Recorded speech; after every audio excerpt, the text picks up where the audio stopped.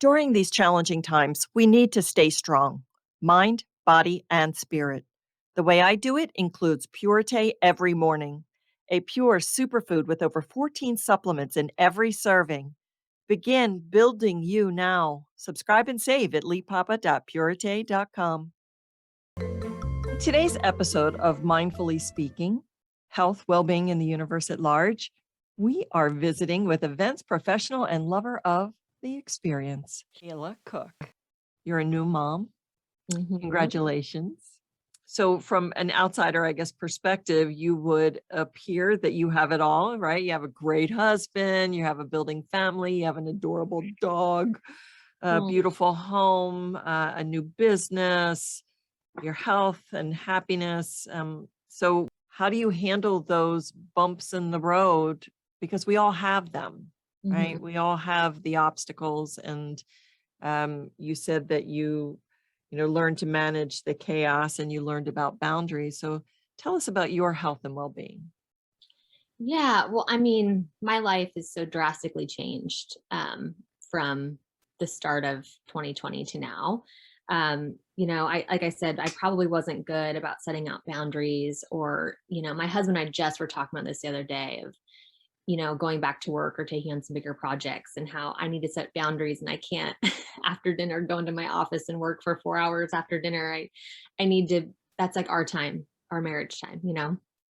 So not to get too off topic, but I think becoming a new mom and having time at home has really been a chance for me to kind of understand like what's important, and my family and my marriage and my son, my new baby Mason, and then my fur baby Max. Like those are so first on my list. And then it's work. I mean, work is my passion. It's like who I am. I didn't realize like how much of my identity was in work until it's kind of taken away from you, when everything flatlined in March of 2020. That was really like jarring. And so it kind of forced you to like stop and really understand like, okay, well, who am I without all this work? And then who am I when a new baby comes into the picture? And so I don't know, it's just been a really interesting time for me from a reflection standpoint. And I think from a health and wellness standpoint, I was diagnosed with Crohn's disease back in 2013, kind of in the middle of my career, when my career in the wine industry was kind of getting going. And I actually had a pretty scary episode when I was traveling in Walla Walla. And it's funny when I think back on that, because I had to go to the hospital. I kind of was like, oh, nothing's wrong. I was on site at an event, everything's good, everything's fine. Ended up having to go back to the hospital in an ambulance. And it was kind of this big traumatic experience. And even then I didn't even like take days off. Like I was back in the office on Monday. I think it happened on like Thursday, Wow. and like thinking back about that, I'm like, wait a minute.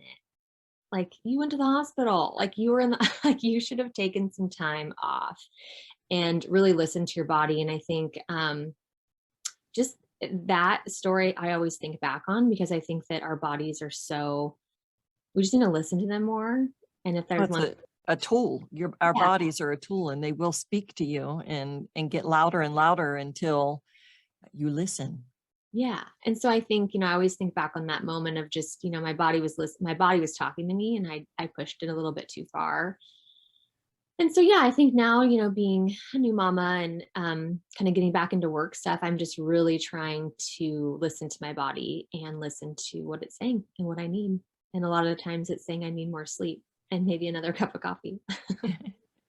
Well, honoring that, honoring what the body is saying to you, I think is one of the beautiful gifts of the contrast of health issues.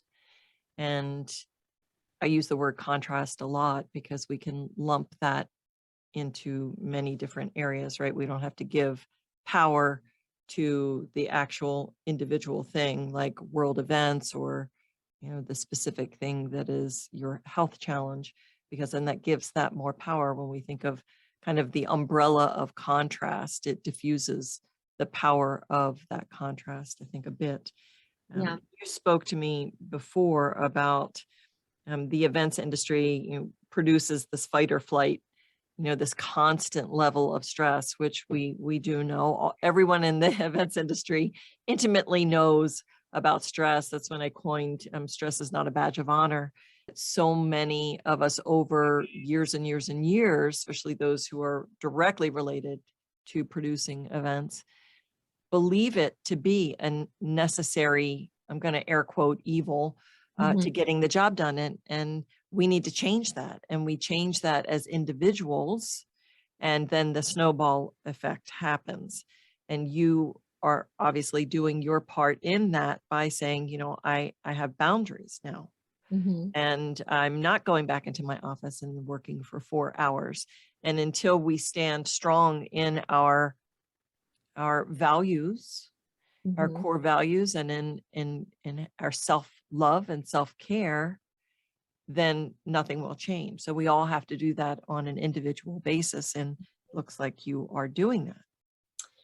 Some vendors, I'll use a DJ for example, or entertainment. I mean, they're just doing things back to back to back to back.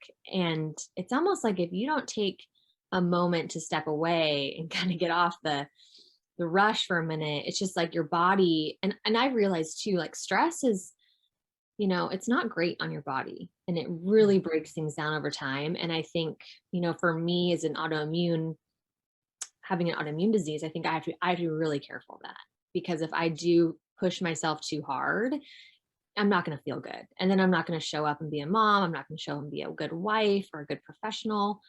So I do think that there's this balance that is tough to find, but I think if you can figure it out what works for you on both sides, like it'll help for a more successful run.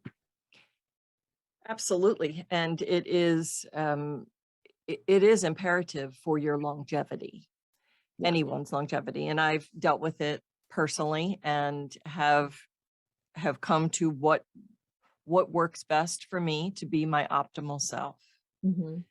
The mindfulness practice is the foundation, knowing what I can eat and what is not optimal to eat, uh, where I stand in my truth. And so that energetically standing in your truth is very important, knowing what your core values are and honoring that, really honoring yourself and not betraying yourself. And what I mean by that is you make certain guidelines or your boundaries and you stay within those, and you know that within that space you are your optimal self. But when you don't honor yourself, you end up betraying yourself, and the energy of that is going to harm you. It's going Yeah. to and over time you're going to feel it within the body, mind, body, and spirit.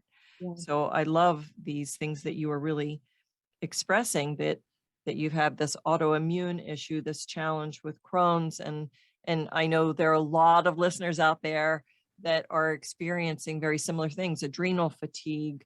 Autoimmune can show up in many different ways in the body, and sometimes it doesn't show up. You're not really aware of it until you shut down, till the body gets so loud that Mhm. you shut down, or that we have a situation people are kind of forced to slow down in some capacity, and then they're not on that treadmill and that high of the adrenaline rush all the time, like you were saying, event after event after event. And when you let down, a lot of people get sick when they let down, when they go Mhm. on vacation or they lose their job. And so that the body is shut down now, and it Mhm. says, oh wait, I've got to do something here. I've got to tell you what's going on. And it may take years of recovery. Yeah, and I mean, I'm thinking vacation. Like I remember, like it took me 3 or 4 days to even get into vacation mode when I took a vacation. And even then, my computer was still on. People could still text me. I wasn't, if it was urgent, it's just like you never really unplugged from it. And that's a challenge on both sides. Like if you work for yourself, like it's hard to unplug from that and step away. And then it's the other side I mentioned too. It's like you're so passionate about the work that you do that you're like, well, I don't want to totally check out because that's like, who I am. And so it's just, I think it's hard. And I hope that, and I don't know, I'm speaking for myself, but I think the downtime that we had during COVID, I think it was really helpful if you could channel it in a positive way to, ground yourself and feel I mean, I feel like event planners and event professionals didn't really ever get that time to really take off. So it was almost like a natural sabbatical for some people. And Yeah, and exploring who you are. I remember many years ago when I moved from the East Coast to the West Coast, and I didn't have a job.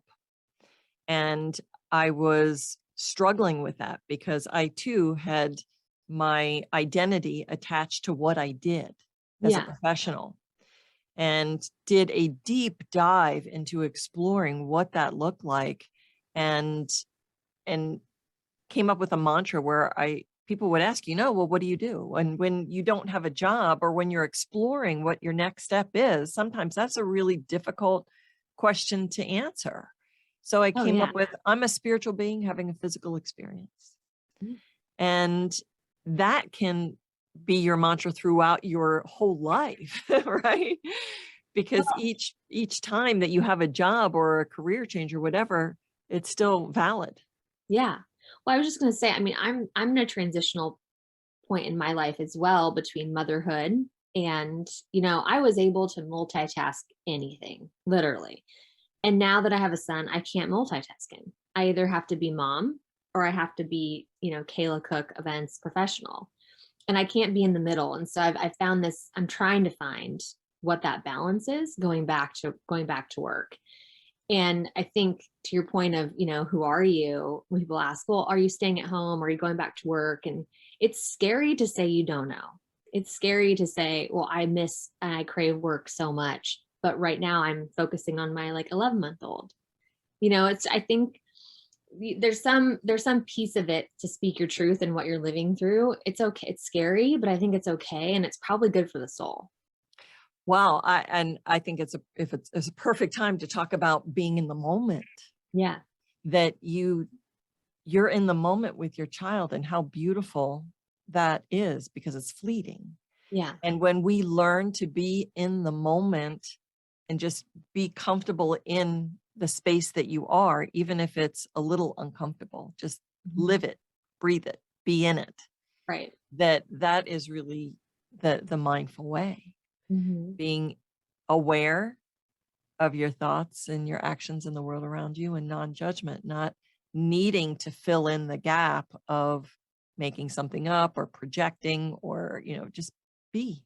Yeah. You're such a joy, and your authenticity and transparency, I know, is going to speak volumes to those who are listening. Oh. And as we're wrapping up today, are there any last words of wisdom that you would like to share? Oh man, I mean, I said it a little bit before, but I think there's just so much power in listening to your thoughts and to your gut and to just your body. And I think if something doesn't feel right, whether it's a new job, a new project, a new position, working with someone, if it's not clicking, I think it's just really important to like listen to those intuitions, and that it'll lead you the right way. And Lee, your book, I read it almost every day during COVID, and still, if I need some inspiration or I feel like I'm having like my spirit is off, or energy's off, because I do think that there's just something in getting a little pick me up throughout the day if something's feeling off. But that book was really great, and I think yeah, just listening to yourself, listening to your own thoughts, and looking for inspiration along the way. Well done. Thank you. Thank you for the plug on my book. Oh, I love it. Um, I give it. Everyone got it for Christmas. My mom got it. My mother-in-law got it. I just loved the little tidbits throughout Thank the day. you. It was Thank great. you so much. I'm glad that it's speaking to you. How can folks get in touch with you, Kayla, if they want to work with you? They want, they want to plan an event or a brand party. How do they get in touch with Yes. you? Please visit my website. It's kaylacookevents.com. I've got all my services listed. My Instagram has kind of become this portfolio, if you will, of just, beautiful things that I've created, things that I'm working on. So feel free to take a look over there, and you can always reach out to me through the Instagram, or my emails on my website as well. Terrific. Thank you so much. It was such a pleasure. Thank you for being with us today. You're so welcome. Thanks, Lee.